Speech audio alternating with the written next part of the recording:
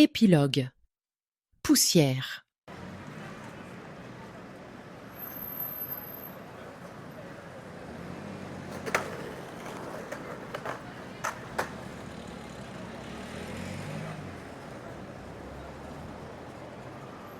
Abby m'avait averti que je risquais d'être bougé. Elle me connaît bien, et c'est assez peu dire que cette Madame Boissin me fait belle impression. Elle est sensiblement plus âgée que moi, mais je n'ai pas de tenue à côté d'elle, et pas seulement parce que je cultive et expose ma déglingue comme une raison sociale. Chez elle, la dignité est dans les gènes, dans la moelle, et lui vaut mieux qu'un simple maintien, une vraie élégance. D'autant qu'élégante, elle l'est au surcroît, quand elle est vêtue d'ordinaire, un jean, un pull, des croquenots, un carré de tissu pour verser ses cheveux gris sur ses épaules. Elle a des yeux minéraux et inquiets, et sa façon de marcher est empreinte de quelque chose du qui-vive permanent. Elle n'a pas voulu que je porte la glacière avec laquelle elle nous a rejoints devant sa porte d'allée. Elle l'a juste posée entre ses pieds, le temps de prendre des mains de Gaby l'urne funéraire de Léopold Picon. C'est vrai qu'elles sont moches, leurs boîtes à cendres. Et c'est vrai que c'est une bonne idée de l'en libérer. On ne vous a pas fait de difficulté pour vous la remettre ? Gaby reprend l'urne dans ses mains et fait non de la tête. On ne lui fait jamais de difficulté à Gaby, enfin jamais de difficulté qu'elle ne sache surmonter. Elle a fait jouer son assermentation, ses relations, et si ça n'avait pas été assez, il est probable qu'elle aurait graissé des pattes. Le fils cadet d'Émilienne Boissin, qui a déjà réglé les frais du funérarium, lui a aussi alloué une épaisse enveloppe de yuan, pour les cas où il aurait fallu passer en force, mais dans la dignité et la discrétion. Et il n'a pas fallu. Mon box est à 2 pâtés de maison. Ces dames ont décliné mon offre d'aller chercher mon van et de les attraper à l'angle de Tolstoï. Il fait bon, et le vent s'est enfin calmé qui a saupoudré de terre rouge la ville, 3 jours de rang. Gaby garde ses yeux, des rares bourrasques résiduelles, derrière ses rébanes de crâneuse. Et la noble Émilienne Boissin maintient d'un doigt ses lunettes de vue au plus près de ses sourcils. Elle m'a fait la grâce de ne pas tiquer, de seulement tordre la bouche quand j'ai passé l'élastique de ma grosse visière de ski autour de ma tête. Je pense aussi que Gaby l'a prévenue que j'étais un zozo. Je sais qu'elle fait ça, parce qu'elle est prévenante à mon endroit. Alors que Frida fait de même, mais elle pour se désolidariser d'avance.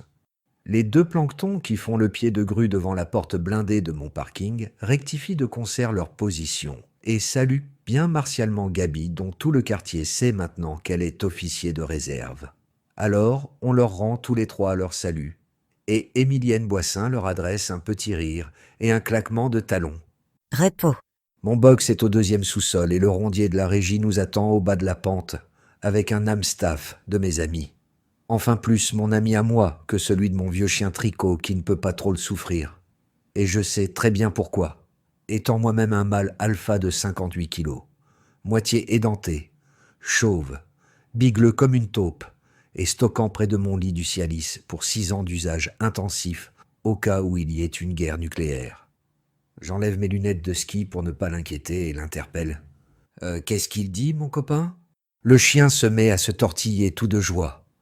Et son maître me le lâche dessus. « Attaque !» Il sait que j'adore ça.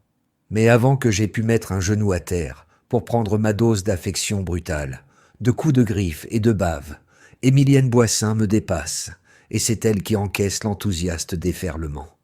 S'ensuivent un moment de roulade, de bagarre pour de faux, et leur accalmie progressive dans des caresses, des compliments débiles, et même un bisou entre les 2 yeux. Elle sait y faire la dame Boissin avec les grosses bêtes, et quand elle se lève et frotte ses vêtements couverts de poils, il est très visible qu'elle a passé un bon moment.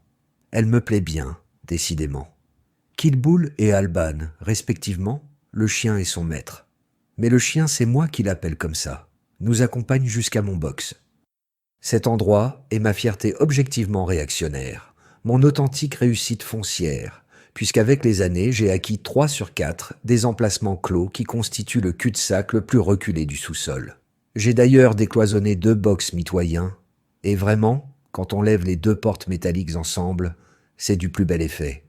Ce que je stocke là dépasse proprement l'imagination du commun des mortels et me vaut un second tordage de bouche d'Émilienne Boissin. On n'était pas censé être venu jusqu'ici pour récupérer votre minibus?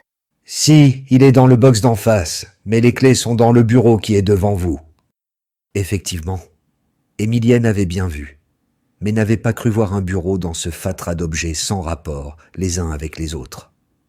C'est vrai que mon garage fait plus brocante que garde-meuble, et je vois son regard clair essayer de faire le détail de ce qu'elle reconnaît, s'arrête sur le sac de frappe de Gabi, sur le coin salon avec son fauteuil crapaud, son porte-revue et son tapis de bain.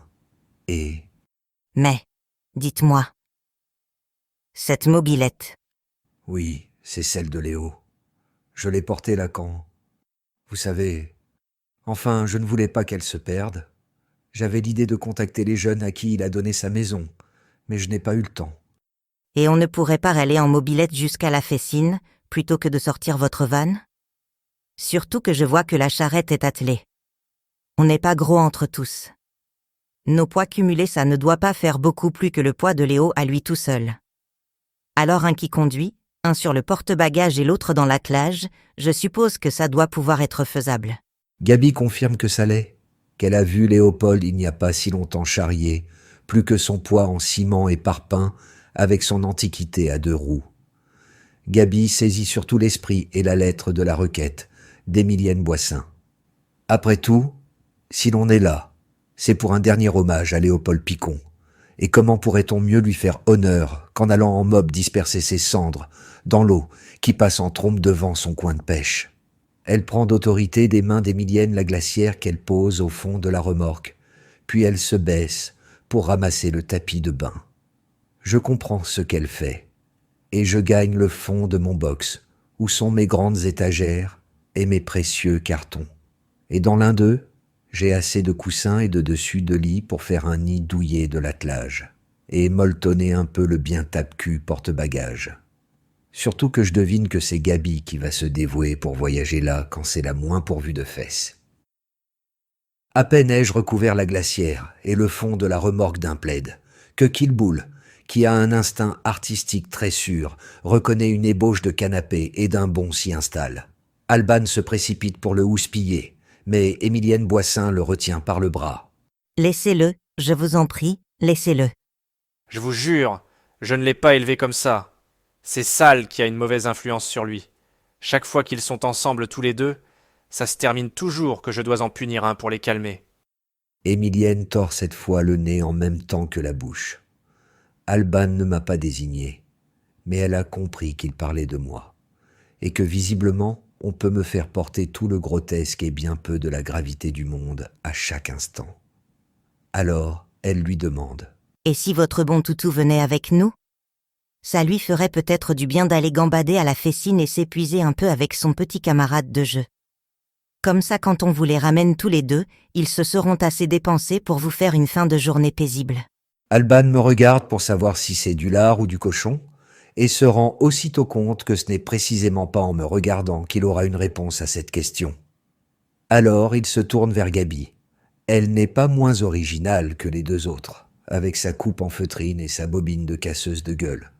Mais s'il doit y avoir une caution morale dans la situation, c'est elle. Mais Gabi ne sait pas trop comment se positionner non plus. Ne me regardez pas comme ça, hein. Est-ce que c'est seulement loisible pour vous? Est-ce que ça ne fait pas partie de votre job d'être là avec votre chien? Non, le chien, je ne suis pas obligé de l'avoir. Vous n'êtes pas maître chien? Non, j'ai un taser. Je suis maître taser. Mais le chien, j'ai le droit de l'amener. Comme ça, il ne reste pas tout seul à la maison pendant que je bosse. Il fait des bêtises quand on le laisse seul. Oui, comme Sal. Du coup, ça vous dit qu'on l'emmène avec nous? C'est-à-dire que je ne voudrais pas qu'il vous embête. Et puis, il mange les coussins. D'accord. Il fait tout comme Sal, en fait. C'est dingue. Émilienne s'est déjà installée dans la remorque, et le chien, un temps surpris, vient de s'affaler sur ses cuisses en grognant d'aise. Visiblement, la messe est dite. Gabi me prend des mains le dernier couvre-lit et essaye de le poser en équilibre sur le porte-bagages. Elle repère aussi le garde-chaîne pour poser son pied droit et le papillon de la roue arrière pour son pied gauche. Ça va qu'elle a connu moins confortable et qu'elle pourra se tenir à la selle et s'épargner de s'accrocher à moi. Ça va que c'est pour un hommage impliqué. Elle tend l'urne funéraire à Émilienne, qui la cale sur son bras comme un poupon, puis elle s'assoit à califourchon derrière moi, pendant que je pédale pour lancer le moteur. Le bruit est divin, côteleux, ferraillant, asthmatique, mais divin d'abord. Je tends mon trousseau à Alban. Tu fermeras mes box, amigo? Oui, compte dessus. C'est dommage que je ne puisse pas me libérer. Je serai bienvenu avec vous. Ce n'est pas que j'aime de trop la Facine, sinon j'irai plus souvent dans mon temps libre. Non, c'est juste à vous voir tous les 4 comme ça. Tous les 5, si l'on compte la personne qui est dans l'urne.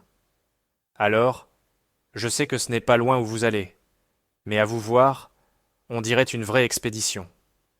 En tout cas, quel beau voyage vous faites.